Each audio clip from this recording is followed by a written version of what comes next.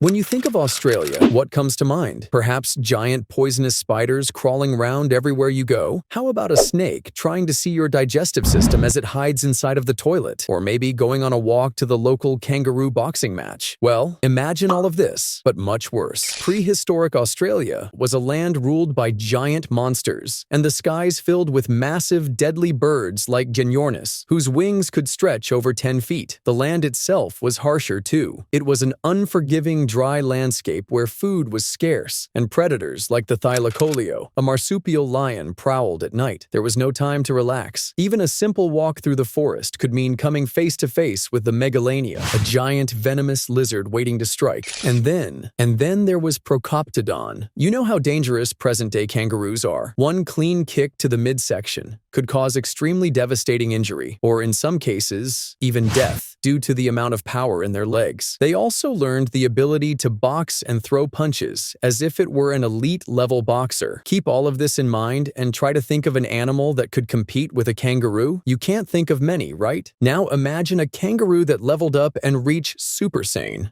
Yep, this was Procoptodon. Standing up to 10 feet tall and weighing over 500 pounds on average, was 2 feet taller and over 300 pounds heavier than the biggest kangaroos that exist today. But in a way, it had to be if it wanted to compete with the other dangerous predators during the Pleistocene Epoch era, which spanned from about 2 million to 46,000 years ago. This was a time when large animals, aka megafauna, dominated the Australian landscape. Procoptodon was far larger than most other herbivores in its environment, allowing it to access resources that smaller animals couldn't reach. Its strong, muscular legs were specifically adapted for powerful, controlled movement, which differ from modern kangaroos that are built for speed. It also had large claws, which helped to manipulate food sources or defend itself when needed. Procoptodon had forward-facing eyes, which is a feature often associated with predators rather than herbivores, likely making it more suited at spotting threats in its environment.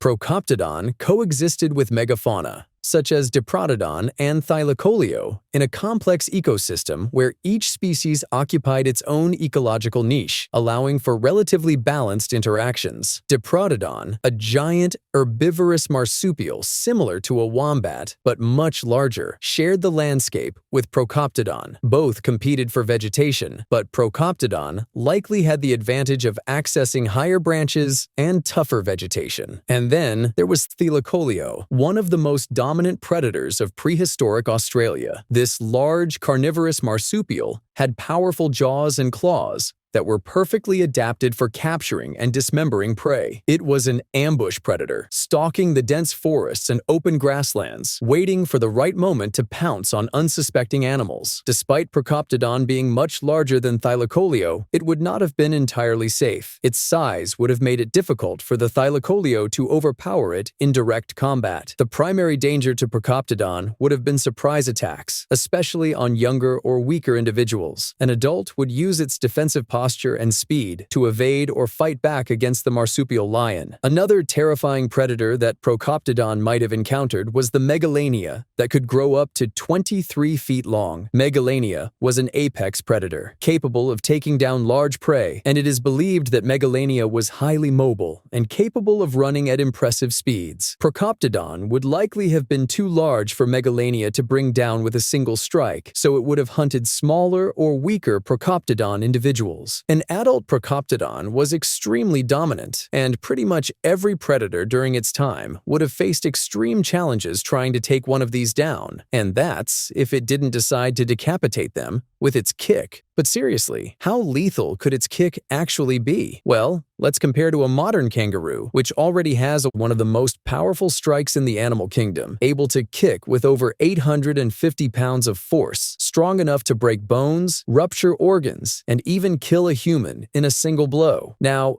imagine that Procoptodon was over twice the size with thicker, more muscular legs. This means its kicking force could have easily exceeded 2,000 pounds of force or more, which is the equivalent to being hit by a car at 30 miles per hour and is 4 times the power of a horse kick. So, if you were caught by one of these, trust me, you'd know about it. Actually, you most probably wouldn't, because if you got lucky, you'd be unconscious. And if you weren't lucky, well, let's just say you'd have a nap that you'd never wake up from. from. You may be thinking, surely humans didn't survive the megafauna, right? Well, thankfully they did, and they gave you the opportunity to watch this video. It would be rude to not give the video a like. Ha ha ha, just kidding. But on a serious note, humans were actually considered apex predators during this time, and were one of the biggest threats to Procoptodon. But obviously, it wasn't down to any physical aspects, but rather their intelligence and clever tactics. For example, one of their tactics was known as fire stick farming, a technique of burning large areas of land to clear vegetation and encourage the growth of certain plants. By doing this, it destroyed the dense forests and shrubs that Procoptodon relied on for food, resulting in the population declining as they struggled to find enough to eat. This wasn't all, though. Early Aboriginal Australians were skilled hunters, using spears, boomerangs, and fire to take down prey. Humans could strategically hunt adult individuals, putting unprecedented pressure on any species. While humans played a role in the extinction of Procoptodon, they weren't the only factor. The nightmare kangaroo was able to fight off any creature that tried to take it down, and could deliver severe damage if it needed to. But it was no match for the changing environment. The environment has played a major role in extinction of many powerful species throughout history, and unfortunately, or fortunately, this was no different for Procoptodon. Towards the end of the Pleistocene, around 50,000 years ago, the continent became even drier due to natural climate shifts. Vast areas of forests and lush shrublands that once supported Procoptodon's diet began turning into dry woodlands, open grasslands, and desert-like conditions. With fewer dense vegetation zones, Procoptodon had less access to the high-protein leaves and shrubs it relied on for food. Many of the lakes, rivers, and waterholes started drying up or shrinking, and predators gathered in higher numbers near remaining waterholes, making survival more dangerous. The combination of natural and human-caused fires led to rapid habitat changes that Procoptodon struggled to adapt to, facing a slow but inevitable decline, ultimately vanishing around 46,000 years ago, one of the many victims of Australia's prehistoric extinction event. But what would the world look like if this powerhouse was still hopping around today? Well, it actually wouldn't be as easy as you may think. Australia today is hotter, drier, and more urbanized than it was 50,000 years ago. It was built for a world that no longer exists, so it would have to adapt and adapt fast. Let's assume that it was able to adapt. Where would it sit in the animal hierarchy in the modern world? Among modern marsupials, Procoptodon would be at the absolute top,